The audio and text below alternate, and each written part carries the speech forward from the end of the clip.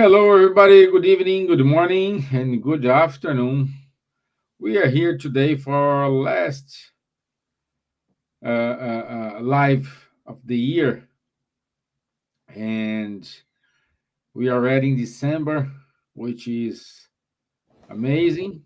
At the same time, times go by so fast. And today, as we said on our previous live from last month, we will start a new book called Evolution in Two Words. And today, Roberto will give us a kind of introduction. It is the basics. And on the 20th of January next year, we will have these studies monthly as usual. But it was important having this introduction today because this is it's a wonderful book, but full of details, full of technical details as well. So it's important set the rules before we start the game. Ah, Oh, and so Roberto, how are you, my friend? I'm fine, Stefan. Thank you. Glad to be here with you all. Good, good, good. So let me do the initial prayer and then we kick off. Yes. So let's enlighten ourselves. Let's ask for our mentors of Irish Spiritist Federation, the FESP, to enlighten Roberto in order to transmit this knowledge the best way possible. May this message reach out our brothers and sisters around the world and looking after our our planet at this time of the year in which we are closer with thoughts to our master. So be it. Amen. Okay, so let me put it here. Okay, the deck, Okay. it is there. So Yeah. it's with you, my friend. Okay. Thank you, Stefan. So, hello, everybody, again. Uh, in this last live, as Stefan said, we are going to study this new book, Evolution in Two Worlds, and we will have a introduction of this book, which is a little bit complex.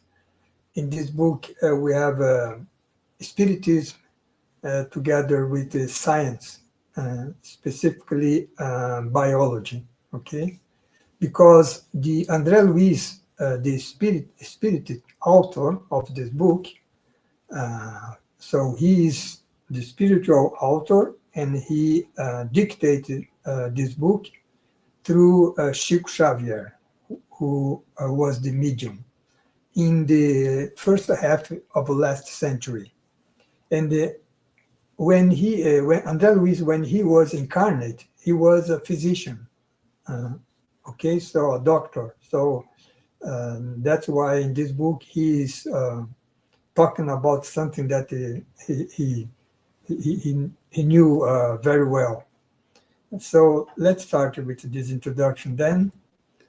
Um, First of all, André Luiz presents to us some concepts by Spiritism, by Allan Kardec, uh, which who was the codifier of the Spiritism.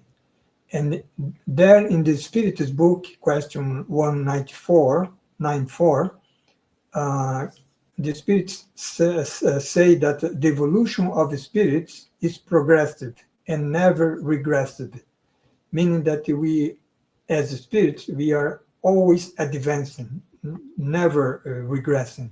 Okay, so this is a law of evolution for ourselves as spirits. And in the Meetings book, Kardec says that knowing about the perispirit is the key to a host of problems that have until now been unexplainable. So such kind of a problem or such kind of a phenomena uh, are the spirits, what we call the spirits phenomena. Okay, so to understand that, we must know about the perispirit or the spiritual body, which is the intermediate between the spirit and the physical body, as we already know, right? Then in the Gospel according to Spiritism, Kardec says that Spiritism shows that this life is only one link in the harmonious and magnificent whole of the Creator's work.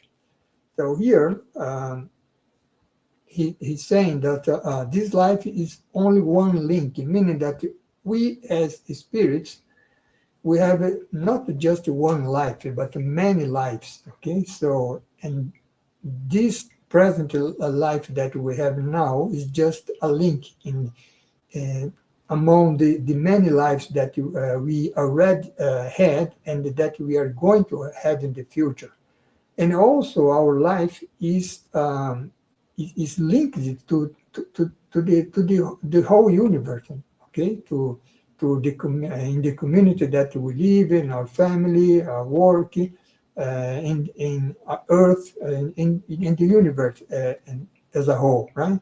So this is the magnificent whole of the Creator's work that Kardec said here. So basically, he's talking about, let's say, reincarnation, right? And then in the Heaven and Hell book, uh, Kardec says that in the interval between corporeal lives, the spirit re-enters the spirit world for a period of time, which could be long or short, where it is either happy or unhappy, according to the good or evil it has done. Basically, what Kardec is saying here is that now we are here in the physical world, right? Then before we were born, we were in the spirit world. And after we die in this present life, we will return to the spirit world. Actually, the spirits say that the spirit world is our real, let's say, homeland, right? So we are here on Earth, reincarnate as a, let's say, by through a temporary period, right? And then when we are returned to the spiritual world after we pass away, there we will be happy or unhappy depending on what we are doing now, right? In this present life. If we are doing good, we are going to be happy after in the spiritual world after we pass away, and the opposite is also true, right? So this is basically some basic concepts that Andrea Luiz is presenting to us, because it is intimately related to the subject of this book, as we are going to see. And finally, in the Genesis book, Kardec says that Spiritism and science complete each other. Science without Spiritism is completely unable to explain certain phenomena solely by means of the laws of matter, right? But Spiritism, by the other hand, without science, would lack support and control. So this is something that we are going to see in this book here, and I have already mentioned, right, that Andrea Luiz is going to talking about it, or to teach us about spiritism and science together, or spiritism and biology, right? Because you're going to explain how, for example, our physical body works, how our spiritual body works, and all of this under the light of the spiritist knowledge. Okay, so basically these are the concepts that he is presenting here to us.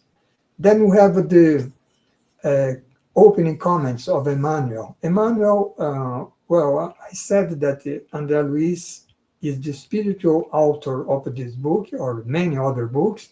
We have studied it, two other books before, right? In the realms of mediumship and the mechanics of mediumship.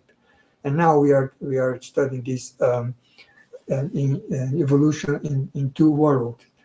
And the spirit, Emmanuel is also a spirit, right? And he is the spirit that coordinates all this psychographic work of the medium Chico Xavier, right? So he is the coordinator of all the books that were published by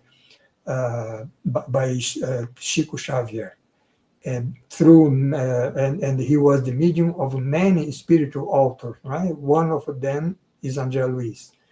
And so Emmanuel, as a coordinator, he's always gives some opening comments in André Luiz books. And here he says that André Luiz writes about the spiritual body or perispirit, right? Allan Kardec called the perispirit. And such a spiritual body or perispirit are known since the remote times. That's what Emmanuel is explaining here, right? And the humankind recognizes the perispirits as a subtle organism, which is, like I said, the intermediary between the spirit and the physical body. And well, 4,000 years ago, the priests of Egypt called the perispirit as Ka. And in the evocation of the Sibyls in Greece, which were women, mediums, women in the ancient Greece, let's say about two and a half thousand years ago, they called Eidolon to the spiritual body, right? And then more recently, in the 16th century, Paracelsus, this guy here, designated the perispirit as the sidereal body. Okay, so then you see that the perispirit is known since the remote times, as Emmanuel is saying here, right? And the idea of a perispirit awakens in us the idea of immortality, since the perispirit is a living form of the human being per se. So, what Emmanuel is trying to explain here is that the why the perispirit awakens in us the idea of immortality.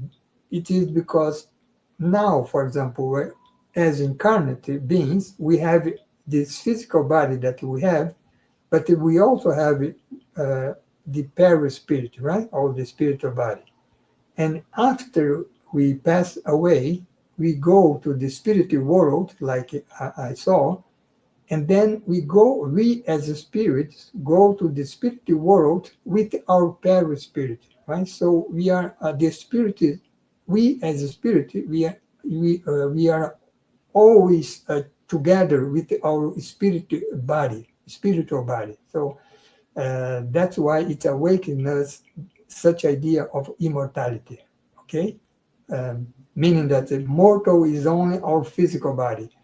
Our spiritual body is kind of immortal, right? Because it's always together with the spirit, which of course is also immortal. And there's such a perispirit under the command of the mind presides over the cellular cocoon, Emmanuel says, in which the spirit remains for a little while on the earth. So the cellular cocoon is our physical body, right? Which remains temporarily in this on earth. So then he says that all our sentiments, thoughts, words, and deeds are reflected in the spiritual body, in our spiritual body, generating fortunate or unfortunate consequence, right?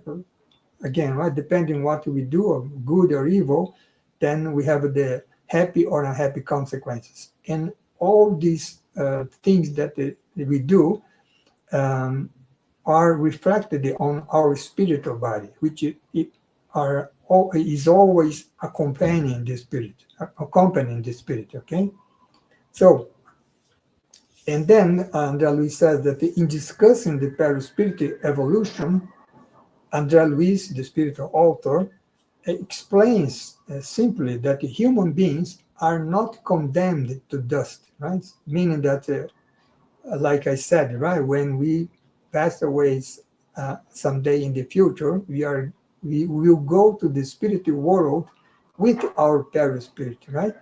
Our physical body will turn into dust, but not our spiritual body, just the physical body.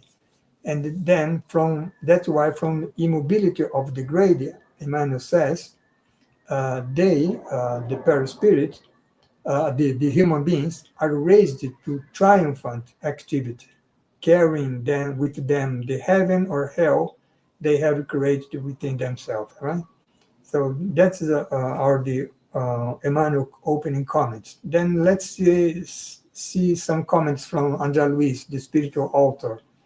So he says here that he telling us that he says we have aspired to write a simple book on the evolution of the soul on the two planes, the physical plane and the spiritual plane,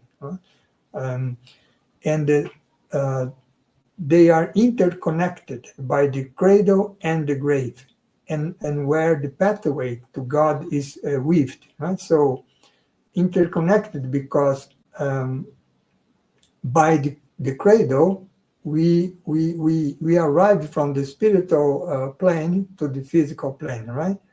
And through the grave, when we pass away, we return from this physical dimension to the spiritual dimension. So that's why the two planes are interconnected, right?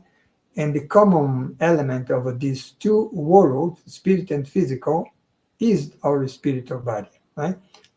So, and then Andrea Luis proceeded here saying that this book represents notice in which the unpretentious doctor that I am might say something about the spiritual body. So here he's telling by himself, right, that he was a doctor when he was incarnate. And so this book have pages in which we could partner the rigid concept of science, and he going to talk about the biology, like I said, and the consoling message of the gospel of Jesus Christ, right, which is Spiritism. So that's an introduction from Andrea Luis. And then he says, let's study the route of our multimillennial pilgrimage through our incarnation, right? Feeling the heat of the flame of our spirits pulsating everlasting in eternity, because we are all immortal, right? And then it says, lighting the candle of hope in an exaltation of joy, we will perceive that the God, the Father of infinite goodness, has traced out our divine destination beyond the stars, right? Because as we know in the spiritist knowledge, there are many inhabited world, right? When we reach the most we can reach in terms of evolution in this on Earth, we will be able to go to a superior world, right? Much more evolved than Earth. So that's why our destination is beyond the stars. Okay, so that's are the Andrea Luis comments, and then let's start by the first chapter of this book, which still is a kind of introduction, because here Andrea Luis is going to give us an explanation about the creation as a whole, right? Before starting to talking about the spiritual body specifically. So then he will talk here about the cosmic fluid, right?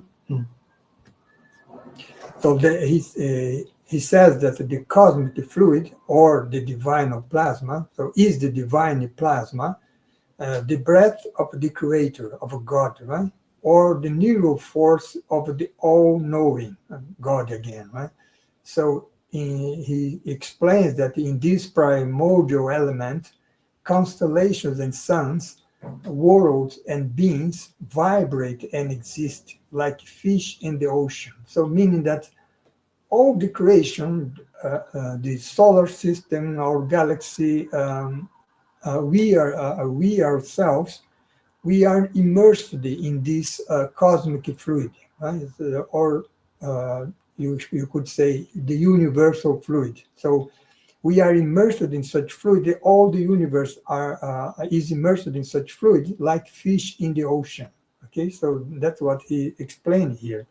And this is the primordial element, meaning that everything that exists in the universe uh, is originated. The source is the cosmic fluid. Okay, and then that's why he talking here about the co-creation on a higher plane.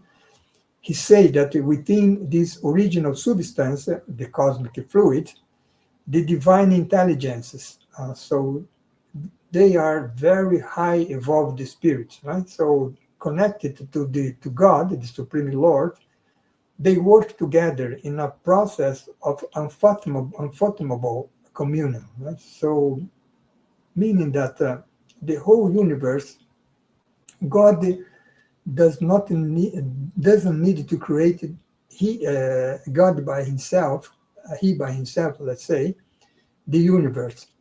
He has under his command lots of very evolved spirits, the divine intelligence, that work together with him, with God, to create the universe. That's what André Luis said here, right? And such divine intelligence are also the great devas of the Hindu theology, right? Or the archangels of various religions, like Christianism, right? And so such a great devas and or archangels or divine intelligence or very evolved, they are basically pure spirits, right? So they draw from this spiritual breath or cosmic fluids storehouses of energy, right? With which they build the system of dimension. So such guys here, let's say, create galaxies, right, throughout the universe. That's what Andalus is saying here. So these glorious intelligences take the divine plasma or cosmic fluid and turn it into cosmic dwellings of all kinds. So the many galaxies, the world that existed throughout this infinite universe, right? So whether radiant or dark, gaseous or solid, these dwellings last for millennia upon millennia. But someday they finally wear out, right, and are transformed, since created spirits, which are such divine intelligences, may form or co-create, but only God is the creator from all eternity, right? So meaning that that's why the expression here, co-creation, because creator is only God, right? So which basically we say that God created the universe from nothing, right? We as created beings, even the pure spirits are created beings. They cannot create something from nothing, right? So they can only form, they can transform what have been already created by God. So that's what Andal is explaining here. That's why the expression we are co-creator, no, not creator. Right? Creator only God is. So here's an idea of a nebula. So the cosmic fluids, such divine intelligence, starts to concentrate the cosmic fluid in some place. Then we have this nebula here, and from this nebula uh, will emerge a galaxy, for example, right? So we can see through this nebula many stars there, right? Many stars which are shining there. And then this is the first step, let's say, of a creation of a galaxy. Then Andrea Luis says about the starry empires, right? So due to the action of those grand architects, again, the divine intelligences, groups of stars emerge in galaxies, right? So an intergalactic nebula. So like the galaxy that we live in, right? The Milky Way. So is composed of billions of stars, right? And each stars with there's composed a system of planets and together with such a star, right? So in the boson of those astounding formations, matter, space, and time are structured and interconnected, right? So matter, space, and time emerges with the creation of the universe. Basically, what Andrea Luiz is saying here. And the celestial engineering of those grand architects, they balance rotation and mass, right? So maintaining magnificent forests of stars, which are the galaxies, for example, each carrying its form in the planets, right? Like our sun, which is a star, and have all the planets around it, right? So these are all created by such grand architects. If we look at night at the sky, then we can see a small image of the universe, a part uh, of the universe, right? All these millions of stars shining on the sky that we see, right? So we wonder how many galaxies exist throughout this universe. Actually, billions and billions, right? So So let's talk about our galaxy. Andrea Luiz make a simple comparison analogy here. So he says, let us compare our galaxy, the Milky Way, to a large city, lost among countless of other large cities in a country. Then taking the sun and our neighboring planets as units in our apartment building, we can see that there are other buildings all around in every direction. So what is the analogy that Andrea Luiz is making here? So he's comparing, for example, he's comparing the galaxy to a large city. Lost among countless of other cities in a country. So let's say that Ireland is a country, right? So then Dublin, which is a large city, would be a galaxy. So uh, Ireland, the country Ireland would be the universe, and then Dublin, a large city, would be a galaxy. And inside the city of Dublin, we have many buildings, right? So each building would be a solar system in this case, right? So the galaxy is composed of billions of solar systems, and then the city of Dublin is composed of many buildings, so which would be a solar system.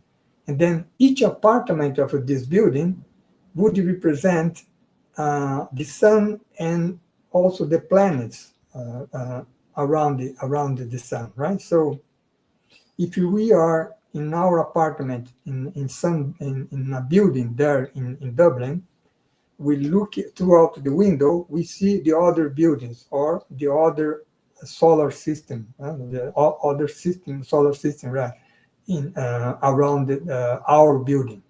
So that's what Andrea Luiz, the comparison that he's doing here. And that other building that we see from our window are the other planets, right? Like Mars, like Jupiter, Saturn, and so on and so forth, right? Venus and Mercury, and so on and so forth, and the Sun itself, right? So that is the comparison that he's doing here on Andrea Luiz. And then he says that we can see that even though our building, is not the most humble, countless others greatly surpass it in both size and beauty. So meaning that we live in this solar system here, which is not the most humble, like that he says, right? But there are many other systems, star systems, let's say, that are much larger than our solar system. So that's basically what he's saying here, right? This is just to have an idea about how magnificent is our galaxy, right? And imagine the universe as a whole. So here's the artistic vision, right, of the Milky Way galaxy, and the solar system is on periphery of the solar system, right? So we are far from the center of our Milky Way galaxy. We are here on the periphery, right? So then all of these are constructed from atoms, right? Like we have our body, physical body is composed of atoms. Uh, the universe also, the stars, the planets are also composed of atoms. So that's why Andreas now turn his look here to the atomic forces, right? So then he sees that all this richness of form is erected on the basis of particles controlled by radiation of the mind, right? So this is very interesting here because we could wonder, right, how the divine intelligences transform all this cosmic fluid into a galaxy, for example, right? So these are also through their mind, right? So here we see the force of the thought, right? So that's why Andreas says, under the guide of superior intelligences, atoms congregate into immense hives, right? So they congregate together. The spatial interatomic areas are reduced so as to be transformed into the condensed nuclear mass, right? So, for example, if we think about water, for example, right? So water as a gas, the spatial interatomic areas are very large, right? Water as liquid, the spatial interatomic areas are reduced, right? And the water as solid, as an ice, for example, is the spatial interatomic areas are much more reduced here, right? So that's why they condense the fluid cosmic into the cosmic fluid into the nuclear mass, and from this nuclear mass they scope the planets, right? And in whose bosom, and that we says, the celestial monadists will find a suitable cradle for their development. Who are the celestial monadists? We ourselves, right? The spirits. We are the celestial monads, which you will find in such worlds a suitable cradle for our development, right? Like we are here on Earth. So this is basically what Andreas is saying. Here we have a vision, also artistic image, right? So from the solar system, the sun in the center, and all the planets is circulating around the sun, right? Um, then such worlds, which are composed starting from the atoms, the atomic forces, serve the purpose for which they are intended until they undergo atomic collapse. So meaning that one day in the future, our sun will end its existence, and also the earth. So these are all temporary, although it lasted by billions of years, right? Then the divine agents, when such atomic, on our solar system, for example, collapsing, the divine agents take these materials, collapse them, and to create new celestial dwellings, right? So that's what Andreas is saying here, right? So, like we already know from science, right? The matter never finish, right? Just transform itself. So that's what he explained here. And then now we also, as human intelligence, we also can co-create on a lesser plane, on a smaller plane, not like as the divine intelligence, right? And but we also use the cosmic fluids to co-create what we can co-create.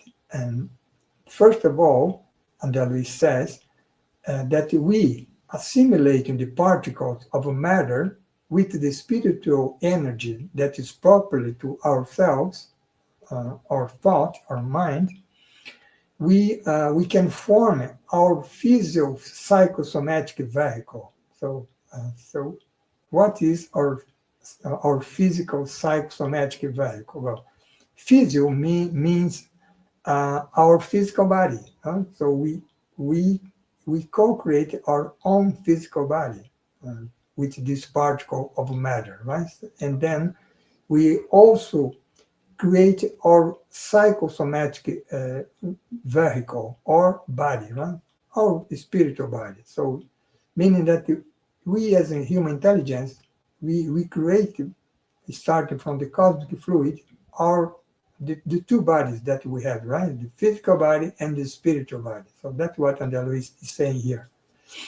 But we do more than that, right? We also create the civilizations, right? The culture, the science, the art, the religion, right? The philosophy, and that make up the world of incarnate and discarnate humankind, right? Because we are here on Earth, we say we are now around 8 billion spirits incarnate on Earth, but humankind on Earth is not only the are not only the 8 billions of human beings incarnate, but we also have an estimated 3 times more of discarnate beings, right, on Earth. So that would be the humankind as a whole. And the civilization involves all this humankind, right? So that's what Andalus is saying here. So meaning that we as human intelligence also we co-create. We create our own bodies, physical and spiritual, and we create, let's say, uh, the environment where we live, right? So the civilizations. And so here we see the spirits on the left.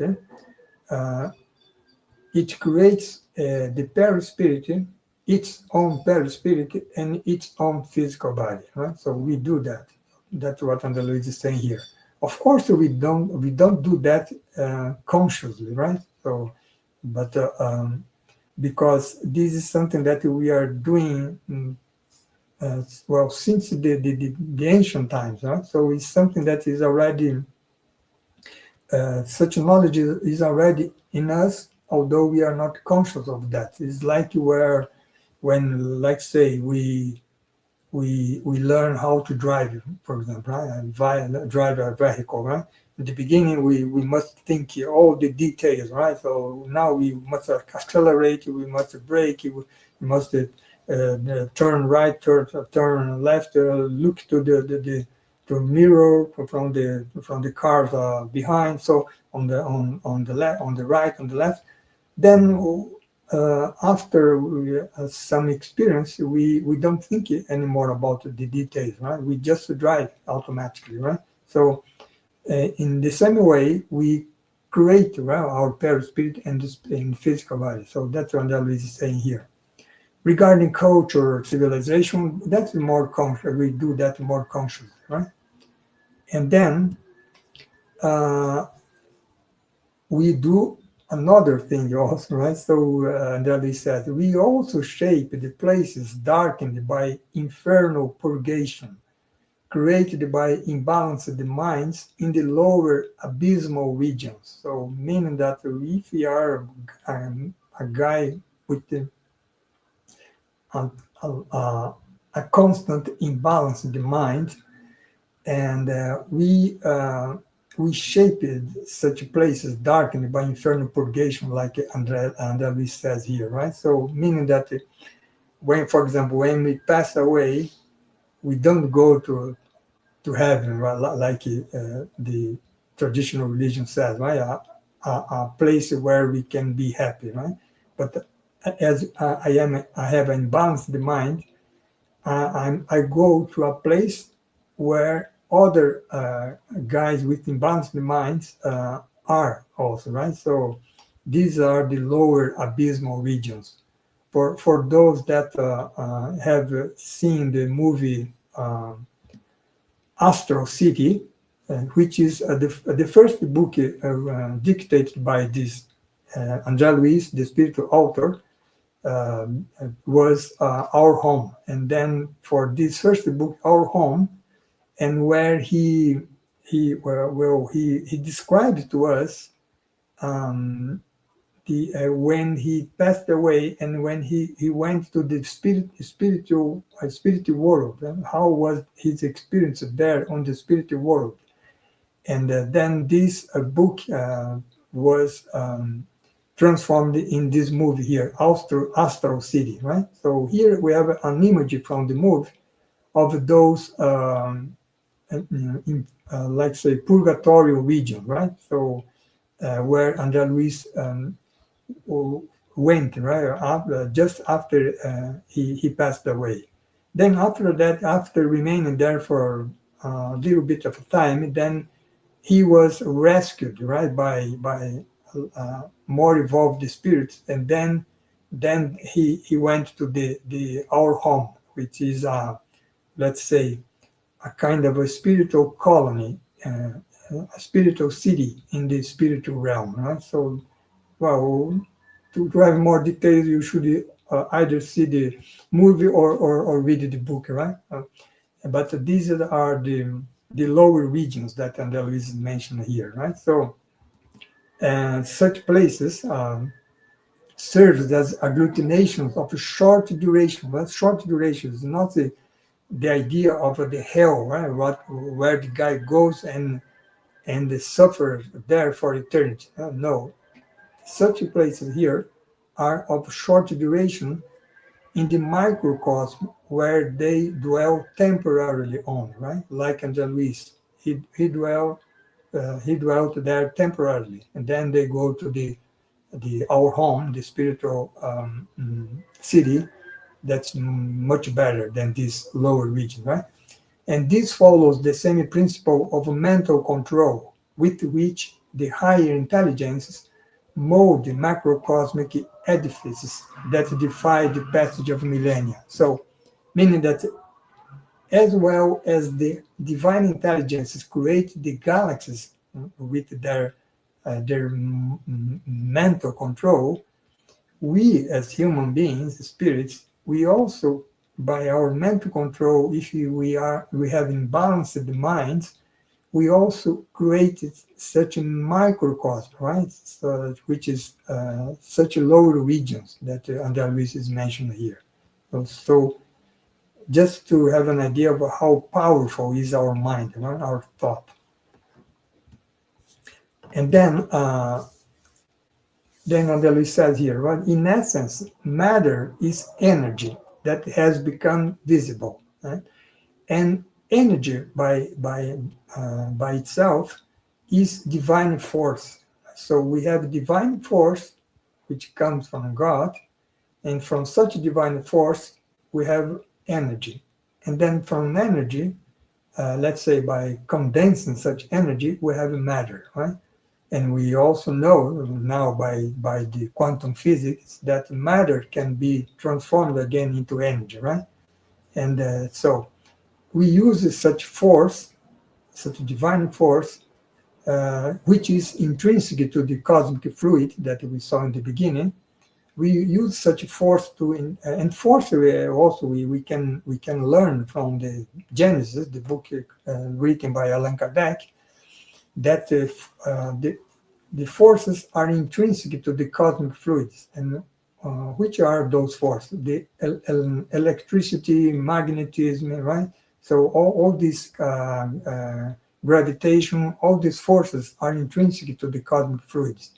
And then he says that we use such force to interpolate our own purpose among the purpose of creation, whose laws of creation, honor the good we practice, constraining us to transform the evil that we do into the good that we should do, right? Because the good of all is its eternal principle. So the eternal principle of creation is the good of all. So that if we do the good, then we are honoring the laws of creation, the laws of God, of course, right? But by the other hand, if we do evil, then we are doing the opposite of what the law of creation determines. And in that case, we are constrained to transform such evil into the good that we should do, right? So that at the end of the day, that is the whole process of our evolution as a spirit, right? When we are still, let's say, ignorant of such laws, divine laws, we do lots of evil, right? So, but then through the reincarnation, through the many lives that we are having, we are learning how to transform such evil, because such evil that we do at the end of the day just causes us suffering, right? And the other cause suffering to other also. But through reincarnation, we are going to learn how to transform such evil into good, right? And then like, for example, in the high evolved world, there is no suffering anymore, because they don't do any evil, right? They do just the good, and they they always honor the laws of creation. So that's what Andalus is saying here.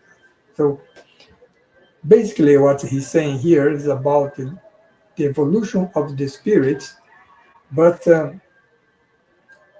as we evolve as spirits, we are all accompanied by our spiritual body. So the as we spirits evolved through eternity, our spiritual body evolved as well, right? So that's what Andalus is saying here. And what we are going to study in this book actually is not the evolution of the spirit, but the evolution of the spiritual body. Of course, following the evolution of the spirit, because the one that evolved is the spirit, right? The spiritual body just follows such evolution. So that's what we are going to see in this book here, right? So and that happens like as we have our spiritual body here in the physical realm, and also in the spiritual realm after we pass away or before we reincarnate here, then we are always with our spiritual body. So by studying our spiritual body, we can see how we as a spirit have evolved through times, right? So that's what we are going to see in this book. It's very interesting. And then that's why also Andalus is talking about the biology, because he are going to teach us about the evolution of also of our physical body, because the spirit is evolved, and as the spirit evolves, the spiritual the spirit its spiritual body also evolves, right? That becomes more perfect. And as the spiritual body evolves, also this physical body evolves, right? So imagine, for example, which kind of a body we have, let's say, 1 million of years ago, was much more brute, let's say, right, than the body that we have now. So why our body now is more perfect than the body that we had millions of years ago? Because we as spirit have evolved, and as we evolved through these million of years, through countless incarnations, our spiritual body also evolved together with us as spirits. And as our spiritual body evolved, then our physical body also evolved. So this is the let's say the contest that we are going to see in this book. So very interesting. I hope you find it very interesting. So then the list says here, we must further point out that the cosmic fluid or divine plasma is the force that in which we all live amid the varied facets of nature. And that's the reason why it has been by Paul the Apostle, right? In God remove and exist. Right? This is in the Acts, right? In the Gospel and in New Testament, right? So we see that we in God we move and exist because we move and exist uh, inside, let's say, immersed in such cosmic fluid, which is the divine plasma. Okay, so that doesn't mean make no mistake. That doesn't mean that God is the universe. Right? God is the creator. The universe is the creation. Right. So the cosmic fluid is a creation of God. It's not God, right? So that's important to note, to observe. Huh? Otherwise, we would end up believing in pantheism, right? Which is believing that the universe and God are the same. They are not, right? So that's what I think. Yeah, that's what we have for this introduction of this book. And then next year, on January 20th, we started actually by studying the spiritual body, right? Start from chapter 2 until chapter 20. And then we have this is comprises the first part. Then we have the second part, which where André Luis giving more details about the life in the spiritual world, and so this is all that we are going to see next year. I hope we can finish this book last year because it's very extensive, right? Okay, so that's what I have for today. So I wish you all a Merry Christmas, Happy New Year, and uh, we'll see you next year. Steven? Okay, my friend, thank you. It's You, very good introduction. It's so important to have these important outlines before we start reading the yeah, book properly, because it's setting the rules, as I said, for the yeah, game. yeah. Yeah. Okay. We don't have any questions. Okay, Uh, so since it is an introduction, so I don't yeah, think we do have yeah. many things to say yet. So we can jump to our final prayer. Okay, okay, okay. Yeah. Okay, so thank you again for 1 year more of these productive meetings. And let's finish by thank you all the spiritual benefactors for all the support they all always give us, helping us to studying, preparing, and reflecting and presenting such issues regarding the spiritism and knowledge. We also thank Jesus for this opportunity to be talking about this Spiritism, which is based on his knowledge that he brought us 2 millennia ago. And finally, we also thank God for the gift of a life where we can, like Andalus said, we can, through our many incarnations, we can reach the beyond the stars, uh, to reach perfection in order to get close to to our heavenly Father. So be it. Thank you, my friend. Thank you so Thank you. much. Thank you all, friends from FESP.